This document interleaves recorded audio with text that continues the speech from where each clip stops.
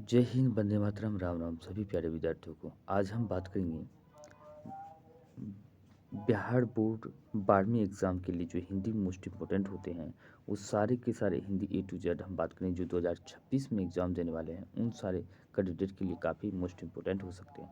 हम एक ही क्लास में जो है सब्जेक्टिव प्लस ऑब्जेक्टिव दोनों ही एनालिसिस कर लेते हैं। ए टू जेड की हम बात करते हैं, ए टू जेड एनालिसिस करते हैं ताकि आप लोगों को कहीं भी परेशानी ना हो।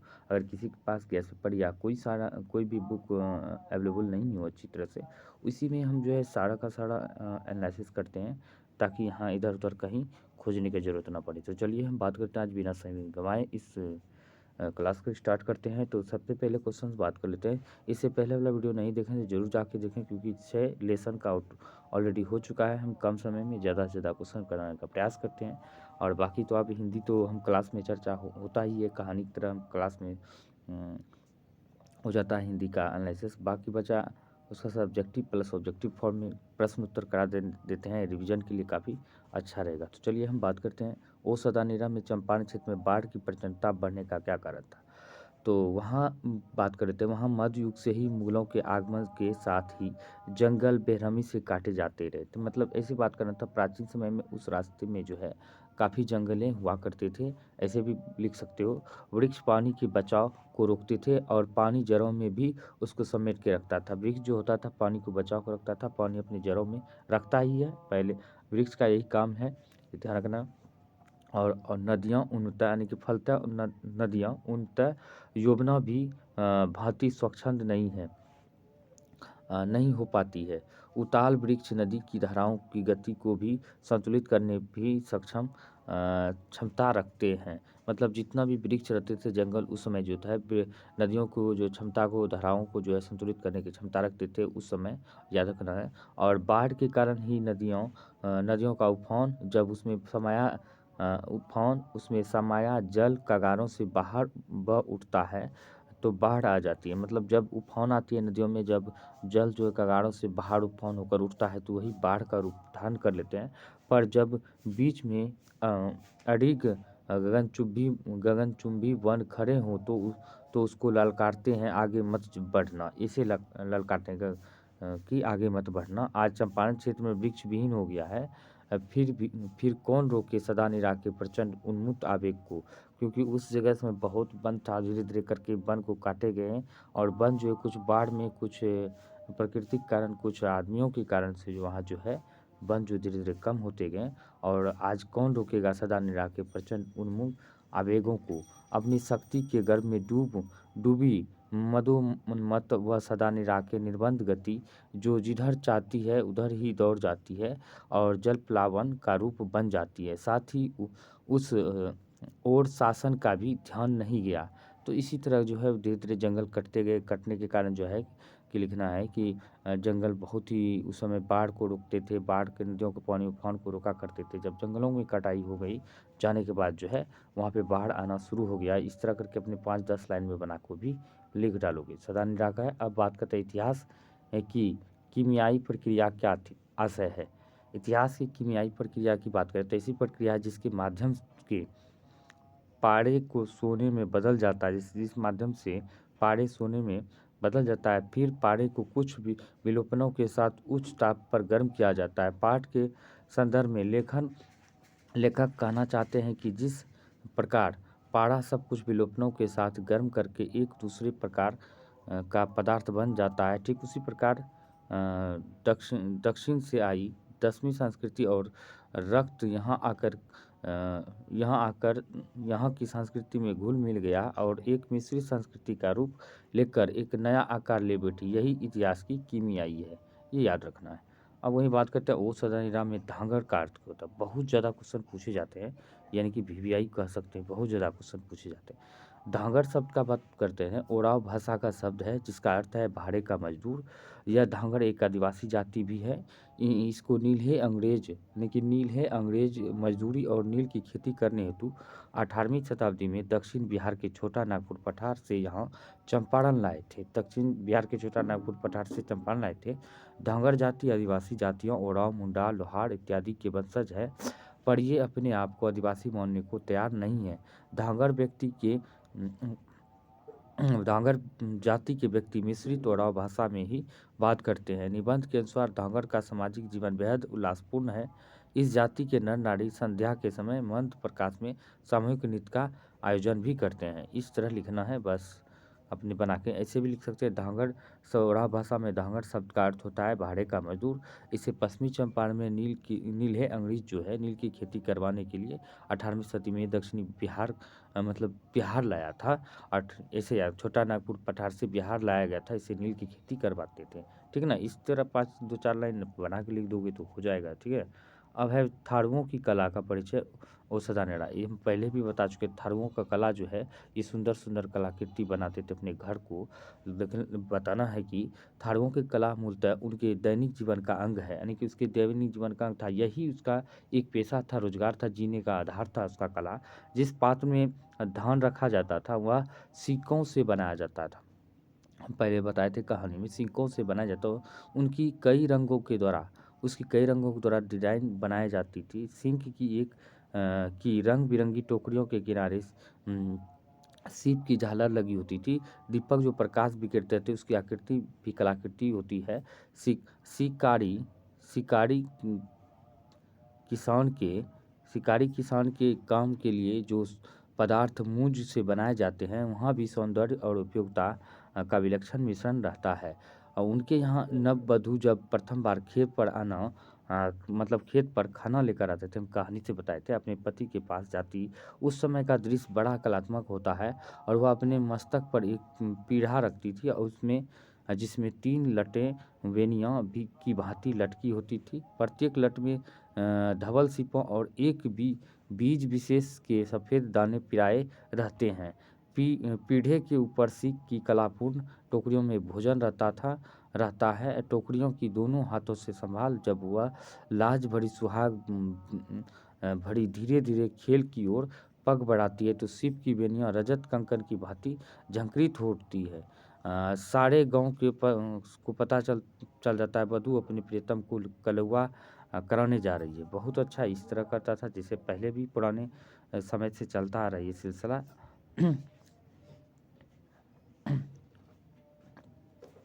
अब बात करते हैं उस सदानीराम में अंग्रेज नीले किसानों पर क्या अत्याचार करते थे। अंग्रेज द्वारा अमानवीय अत्याचार वहाँ के मजदूरों और किसानों पर किए गए। किसानों को विवश किया जाता था कि वे नील की खेती करें। प्रत्येक 20 कट्ठा में 3 कट्ठा, ये तो इतिहास का पाठ हो जाता है। वहाँ पे 3 कट्ठा प्रथा लागू हुआ था। प्रत्येक 3 कट्ठा में 20 कट्ठा खेती करना, नील की खेती करना अनिवार्य कर दिया था। प्रत्येक किसान हेतु अनिवार्य था। यहाँ 3 कट्ठा प्रथा की जाती थी। देखो यहाँ पे दिया, अपने मन से भी लिख सकते हो। जिस प्रकार पिया नील की खेती होती थी उसको उर्वरा शक्ति, यानी कि नील की खेती करना नहीं चाहते थे। और नील की खेती से क्या होता था, वो अपने खेती में खेत में फसल नहीं उपजा पाते थे। उससे क्या होता था, खेत की उर्वरा शक्ति जो मिट्टी की और नष्ट हो जाती थी, भूमि बंजर हो जाती थी। जब केमिकल रंग बाजार में आ गए तो नील उगाना बंद हो गया। पर किसानों की 3 कटिया से मुक्ति पाने हेतु भारी रकम अंग्रेजों को देनी पड़ती थी। जिस मार्ग का पर साहिब की सवारी जाती थी उस पर भारतवासी अपने पशु तक नहीं ले जा सकते थे। साहब के यहाँ भी कार्यक्रम हो उसकी सारा व्यय किसानों को ही उठाना पड़ता था। यह तो एकमात्र झलक भर है, उनके अमानुषी अत्याचार बड़े बर्बर थे, यानी कि बड़े बर्बर थे, ये याद रखना है। अब कहता है गंगा पर पुल, ये भी काफ़ी कह सकते हैं काफ़ी इम्पोर्टेंट है, वीवीआई है। ये भी देख सकते हैं 2 क्वेश्चन वीवीआई लगाए हैं खास करके, बाकी तो सबको ध्यान रखना है। तो इसमें क्या है, गंगा पर पुल बनाने में अंग्रेज ने क्यों दिलचस्पी नहीं ली। तो गंगा के पार बिहार पर दक्षिणी क्षेत्र पर वहाँ की अपेक्षाकृत अधिक जागृत थी। साथ ही वहाँ अंग्रेज़ों के प्रति एक बगावत की पनप रही थी। यदि गंगा पर पुल बन जाता तो 2 स्थितियों के सामने आने की पूरी संभावना थी। चंपारण में अंग्रेज द्वारा अमानुषिक अत्याचार हो रहे थे, यानी कि बहुत ही अत्याचार कर रहे थे किसानों पर, ताकि इधर का झगड़ा, इस उत्तरी क्षेत्र का झगड़ा दक्षिणी क्षेत्र पे ना फैल जाए। तो उसने पुल बनाना नहीं सोचा, क्योंकि फैल जाएगा तो उसके खिलाफ बगावत फैल जाएगी, बगावत हो जाएगा, पूरी जनता अपने खड़े उतर जाएगा बगावत के प्रति, अंग्रेज़ों को जो है दिक्कतें हो सकती थी। यदि पुल बन जाता तो इन अत्याचारों की गूंज जो है बिहार के शेष भागों में फूट सकती थी और एक बगावत का रूप ले सकती थी। दोनों ओर आवागमन प्रारंभ हो जाता और दक्षिणी बिहार की बागी स्वर चंपारण के अत्याचार का रक्षक बन जाता, तो सारे बिहार में बगावत खड़ी हो सकती थी। इसीलिए जो है पुल बनाना वो दिलचस्पी नहीं दिखा पुल बनाने में। अब है क्वेश्चन, चंपारण में शिक्षा की व्यवस्था के लिए गांधी जी ने क्या किया? ये भी इम्पोर्टेंट है, ये भी वीवीआई लगा सकते हैं। तो इसमें क्या है, गांधी जी चंपारण में कृषक मजदूरों की समस्या को दूर करने आए थे। वहाँ की दुखद स्थिति देखकर और अत्याचार देखकर उन्होंने निश्चय किया कि जब तक ग्रामीण में शिक्षा की व्यवस्था नहीं होगी तब तक केवल आर्थिक समस्याओं को उसको सुलझाने से काम नहीं चल सकेगा। थोड़े समय के बाद उन्होंने 3 गाँव में आश्रम विद्यालय स्थापित किए। बड़हरवा, मधुबन, भितरवा तीनों स्थान पर निष्ठावान का कार्यकर्ता तैनात किए गए और थे। कार्यकर्ता गुजरात, महाराष्ट्र से आए थे। बरहरवा विद्यालय विदिशा में शिक्षा प्राप्त इंजीनियर श्री बबन जी गोखले और उनकी विदुषी पत्नी अवंती बाई गोखले ने संभाला। इन विद्यालयों का एक आदर्श था। इसका अंदाजा गांधी जी से के उस पाठ से चलता है जो उन्होंने चंपारण के कलेक्टर को लिखा था। वर्तमान शिक्षा व्यवस्था को तो मैं खौफनाक और हेय मानता हूँ। छोटे बच्चों के चरित्र और बुद्धि का विकास करने यह पद्धति उन्हें बौना बनाती है। अपने प्रयोग में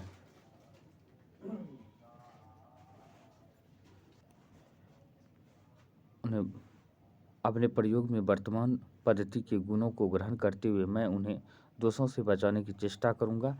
यह भी उल्लेखनीय है कि गांधी जी के पुत्र और स्वयं बा ने भी इस कार्य को काफ़ी सहयोग दिया। अब है गांधी जी के शिक्षा संबंधी आदर्श क्या थे? गांधी जी की तत्कालीन शिक्षा पद्धति से सहमत नहीं थे। उनका जो पत्र चंपारण के कलेक्टर के नाम था, उसी से उनके शिक्षा संबंधी आदर्श स्पष्ट हो जाते हैं कि गांधी जी पुराने लीग के पक्षपाती नहीं थे और वर्तमान शिक्षा पद्धति को बड़ा खौफनाक और हेय मानते थे।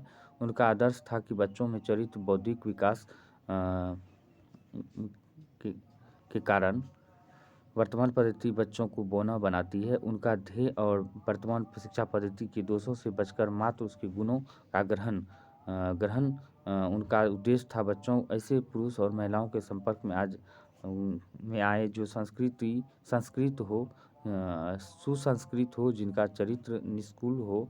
गांधी जी की वास्तविक शिक्षा यही थी कि ज्ञान, चरित्र, बौद्धिक विकास। विद्यालय शिक्षा तो उसका माध्यम मात्र है। जीविका हेतु जो बालक नए साधन सीखना चाहते हैं उनके लिए औद्योगिक शिक्षा की भी व्यवस्था होगी। यह भी नहीं कि शिक्षा प्राप्त के उपरांत बालक अपने परंपरागत व्यवसाय की परित्याग कर दें। वे जो भी ज्ञान विद्यालय में प्राप्त करेंगे उसके माध्यम से ग्रामांचल में कृषि व्यवसाय आदि को उन्नत बनाने का प्रयास करेंगे। ये था इसका शिक्षा व्यवस्था। उसके बाद बात करते हैं पुंडलिक जी की। ये भी वीवीआई क्वेश्चन है, काफ़ी बार पूछे ही जाते हैं। पूछना, पुंडलिक जी कौन थे? भीतरवाह विद्यालय में शिक्षक थे। 1917 में इन्हीं पुंडलिक जी को गांधी जी ने बेलगांव से बुलाया था भीतरवाह आश्रम की व्यवस्था देखने और शिक्षा देने हेतु। उनको यह भी काम सौंपा गया था ग्रामवासियों के दिल से भय भी दूर किया जाए। वे वहाँ 1 वर्ष रहे, फिर अंग्रेजी सरकार ने उन्हें जिले से निर्वासित कर दिया गया। लेकिन इतना समय बीत जाने पर भी 3 साल में अपने पुराने स्थान को देखने को आ जाया करते थे। उनके शिष्य भी मौजूद थे। वृद्ध हो चले, किंतु पुंडलिक जी का तेजस्वी व्यक्तित्व, बलिष्ठ शरीर, दबंग आवाज़ थी। उनका समर्पण भी पूरा था।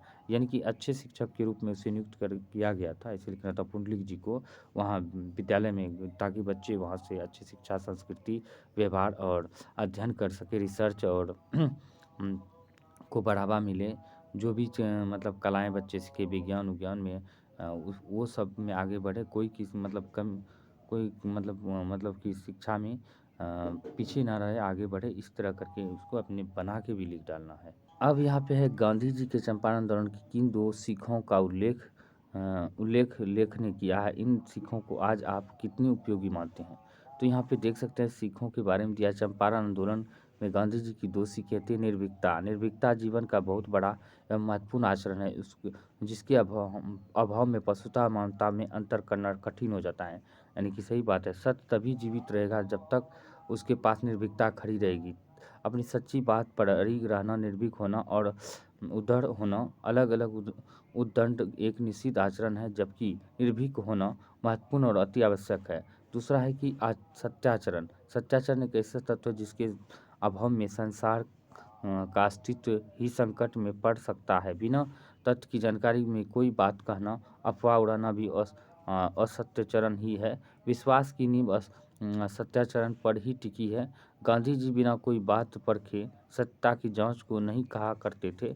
सत्य उनके जीवन का संबल था। यही हमारे जीवन का भी होना चाहिए, क्योंकि उसके अभाव में हम मानव कहलाने का गौरव भी खो देते हैं और हमारा अस्तित्व जो विश्वास की बुनियादी पर खड़ा है वह ढह जाएगा। अब बात करते हैं यहाँ पाठ से आगे प्रश्न है। यह पाठ आपको समक्ष कैसे प्रश्न खड़ा करता है यहाँ पे देख सकते हैं दिया हुआ। ये अपने से खुद से भी पढ़ सकते हैं, क्योंकि मेरे पास अब तो समय भी कम है, हम नहीं चाहते वीडियो बहुत ज़्यादा लंबा हो सके। तो यहाँ पे देख सकते हैं हम क्वेश्चन का आंसर दिखा दिए हैं। तो इसका अर्थ स्पष्ट करने यहाँ पे देख सकते हैं वसुंधरा, भोगी, मानव, धर्मांध एक ही सिक्के के दो पहलू है। ये भी वीवीआई क्वेश्चन है, देख सकते हैं बहुत ही इंपॉर्टेंट है, लिखना है। इसका मतलब है यह पंक्ति लिखना, प्रसंग पंक्ति प्रस्तुत शीर्षक ओ सदा निराश से ली गई है। इसके लेखक ये हैं, ये लिख देना। लेखक का नाम भी लिखना जरूरी होता है। तब लिखना है कि ये इस पंक्ति के माध्यम से जंगलों की कटाई डटकर हो रही थी। यह कितना विलक्षण है कि एक और मनुष्य जंगल काटे जा रहे हैं तो खेतों, पशुओं और पक्षियों को नष्ट करता जा रहा है। नदियों पर बांध बनाकर उसके अस्तित्व को नष्ट कर रहा है।